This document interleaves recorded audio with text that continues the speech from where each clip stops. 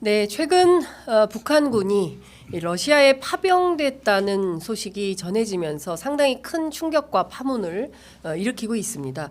관련해서 오늘은 국회 외통위 소속이신 조국혁신당의 김준형 의원님 모시고 상세한 말씀 들어보도록 하겠습니다. 어서 오십시오, 의원님. 네, 안녕하십니까. 네. 네. 잘 지내고 계십니까? 국감하시느라 너무 바쁘시죠?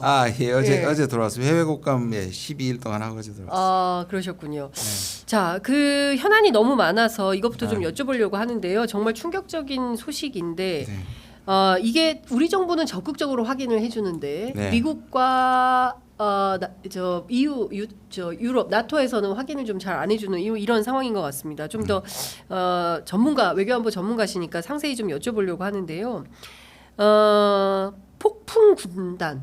북한의 최정예 특수부대라고 하는데 1,500명의 군인이 이 러시아에 파병이 되었다라는 것이 이제 국정원을 통해서 발표가 됐습니다.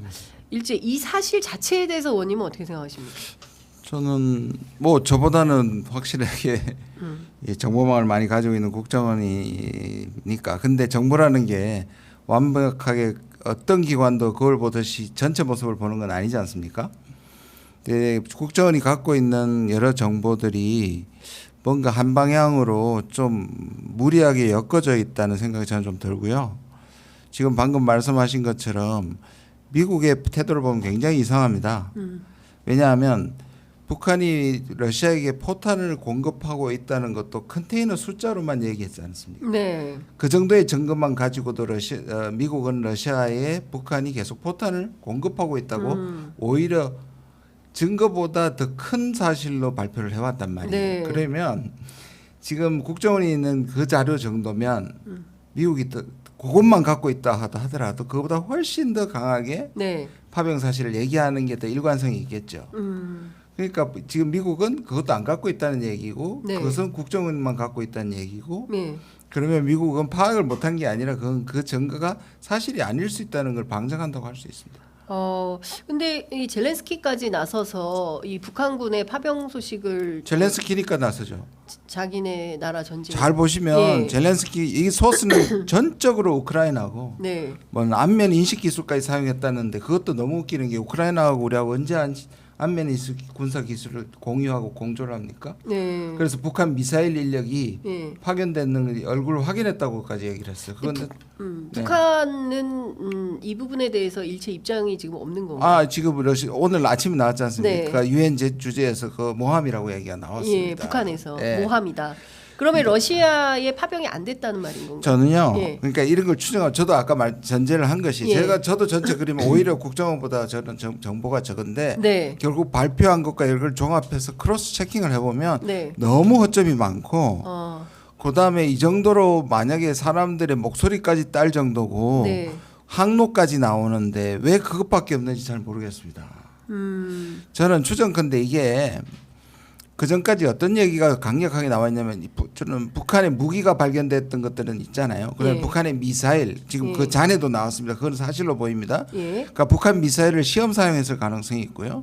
포탄도 일부를 보냈을 가능성이 있고 네. 그다음에 북한의 무기가 무기 시장 암 시장에서 통용된다는 것도 이런 것들 포함하면 그다음에 북한의 미사일을 실험한다면 거기에 담당 인력들이 갈 겁니다. 기억하실 텐데요.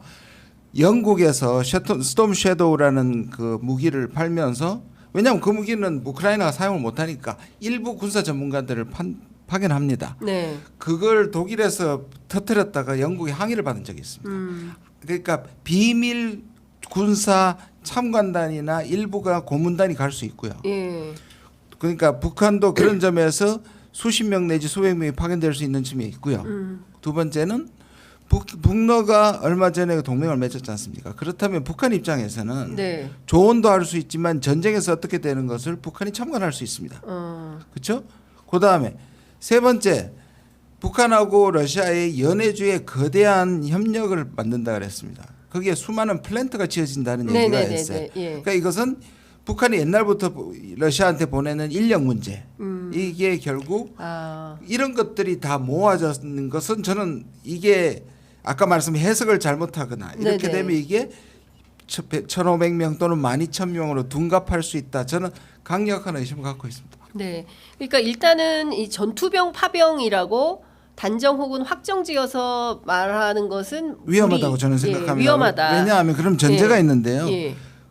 지금 러시아가 제일 싫어하는 게 뭘까요? 나토 네. 참전이겠죠. 그렇습니다. 북한이 파병되면 나토 참전의 빌미를 주겠죠. 그렇습니다.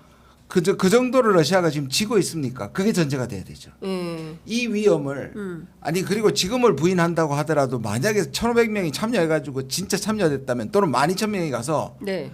전쟁에 참여하면 바로 드러나겠죠. 숨기더라도 드러날 수밖에 없습니다. 그 정도 몇십 명이 아니라 네. 직접 뭐 폭풍 부대가 뭐 쿠르스크나 격전지에 간다고 우리나라 통일부 차관이 그렇게 확실히 있게 얘기하는데 가면 아무리 신분을 숨기라 하더라도 안 밝혀지겠습니까? 그러면 러시아 입장에서는 그것이 나토의 참전을 불러올 수 있다고 생각할 텐데 네. 정말 지금 러시아가 목숨이 경각에 달리고 전쟁 패배 직전이라면 네. 무리수를 두겠지만 우리가 알다시피 지금 훨씬 더 불리한 것은 우크라이나란 말이에요. 예. 그런 지점에서 왜 러시아가 전황이 불리한 것은 전황이 우크라이나다. 불리하고 전황 불리한 정도가 아니라 절박해야만 예.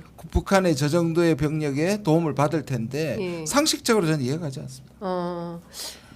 그러면 이 자체가 가짜일 수 있겠습니까? 저는 이걸 모아서 그러니까 더 확실한 증거를 내고 예. 그리고 100번 양보해서 이게 그렇다고 하더라도 러시아와 북한은 동맹입니다. 네, 네. 저는 편을 드는 게 아니라 국제 정치적으로 동맹 조약을 맺었습니다. 네. 어찌됐든 우리와 우크라이나가 동맹입니까? 아니죠.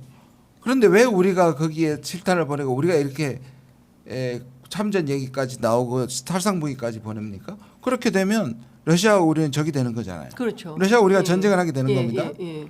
그걸 왜 지금 우리가 심지어 이거는 국제법의 위반이고 천인공날 일이고 예. 이건 안 될 일이지만 네. 왜 우리가 그 전쟁의 화마 속에 우리가 먼저 들어간다고 미리 선언을 합니까? 근데 이런 건 어떻게 봐야 됩니까, 의원님? 근데 어쨌든 장비, 아시아계 군인들이 장비를 받는 모습 이런 것들이 나오고 뭐 조선식 크기 뭐 이런 한글로 된 설문지가 공개되고, 근데 과거에 우리가 간첩단 사건들을 많이 봤기 때문에 뭐 그런 것들은 조작 가능성이 있는데 실제로 이 부분에 대해서 군이 대북 확성기를 통해서 북한군의 파병 소식을 알려주었다. 그래서 이런 것들을 다 조합하면 아까 제가 왜 그런 말씀을 드리냐면 네. 왜 이런 상식적이지 않은 일이 벌어지는가 하면 이게 일정 방향을 갖고 있다는 거죠. 그런 결국 지금의 윤 정부의 체제 위기가 이런 것들을 무리하게 엮어낸다는 생각을 전 지울 수가 없는 거예요. 제가 만약에 네, 근데 네. 그런 것들을 뭐 목소리가 이상하다 서로 이제 싱크가 되지 않는다 진짜 북한 사람이냐 이거 뭐 라오스 사람이 그런 얘기는 오히려 프레임에 빠진다고 생각해요. 왜냐하면 네, 네. 그러면 입증의 책임이 책임이 우리한테 오는 거예요. 제가 그 입증할 능력도 없고 필요도 없어요. 예. 오히려 더 확실하게 1,500명이 갔다는 거하고 12,000명이 간다는 증거를 제시하고 그의 합당성을 제시해야 되는 건 정부예요. 국정원이에요. 예, 국정원이다. 예. 그런데 지금 제시한 것으로서는 네. 저는 합리적인 의심을 할 수밖에 없습니다.